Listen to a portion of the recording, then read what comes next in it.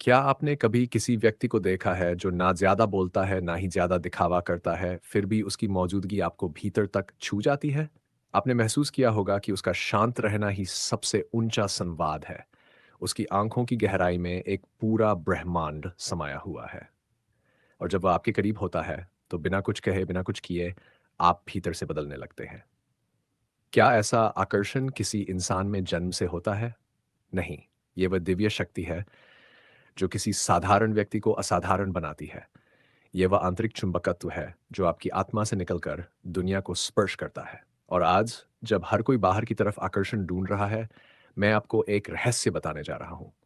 आकर्षण का असली स्रोत आपके भीतर है और आप उसे जगा सकते हैं। फौजी मलंग जी ने कहा था, जब तुम अपनी आत्मा को पहचान लोगे, तब दुनिया तुम्हें बिना बोले सुनने लगेगी। लेकिन इस पहचान की यात्रा इतनी आसान नहीं होती। हम बचपन से ही बाहर देखने के आदी हो गए हैं। चेहरे, कपड़े, सोशल मीडिया प्रोफाइल, गाड़ियों के ब्रांड, आवाज की मधुरता और बोलने की शैली। लेकिन ये सब क्षणिक है। जब किसी का मन शांत हो जाता है, तब उसकी उपस्थिति ही उसका परिचय बन जाती है।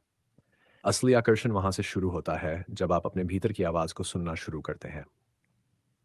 इस यात्रा की पहली सीढ़ी है अ, मौन का अभ्यास।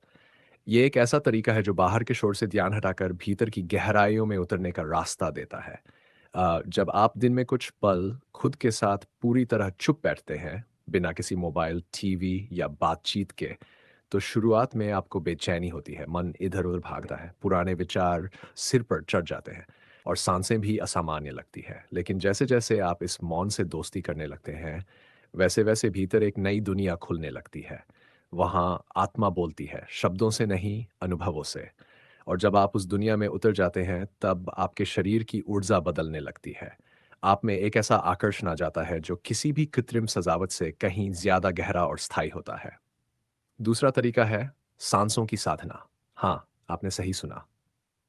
हमारी सांसें सिर्फ जीवन का माध्यम नहीं है, वे आत्मा से जुड़ने का सबसे सशक्त माध्यम है।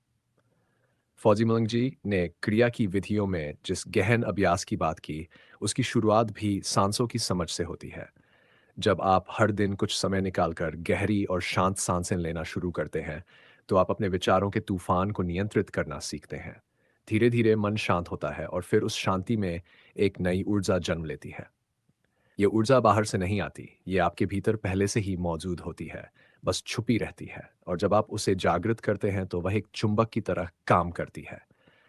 आपके पास वे लोग, वे अवसर और वे परिस्थितियां आने लगती हैं, जो आपकी आत्मा की यात्रा में सहायक होती है। तीसरी विधि है नम्रता और सेवा का अभ्यास। जब हम दूसरों की सेवा करना शुरू करते हैं, बिना किसी अपेक्षा के, तब हमारी आत्मा का प्रकाश फैलने लगता है। ये कोई बाहरी कार्य नहीं, बल्कि भीतरी परिष्कार होता है। जब आप किसी भूखे को खाना देते हैं, किसी दुखी की आंखों में आंसू पोंछते हैं, किसी अनजान की मदद करते हैं, तो आपके भीतर की ऊर्जा स्थूल शरीर से सूक्ष्म शरीर में प्रवाहित होने लगती है। सेवा वह राह है जो आपके अहंकार को तोड़ती है और आत्मा को जागृत करती है। फौजी मलंग जी ने स्वयं कहा, सेवा में ही ईश्वर की सबसे सशक्त अनुभूति होती है। जब आप किसी की सेवा करते हैं, तब आप केवल अपना ही नहीं, दूसरे के भीतर का दीपक भी जलाते हैं। और ये दीपक जब बार-बार जलता है, तो आपका आकर्षण दिव्यता में बदल जाता है।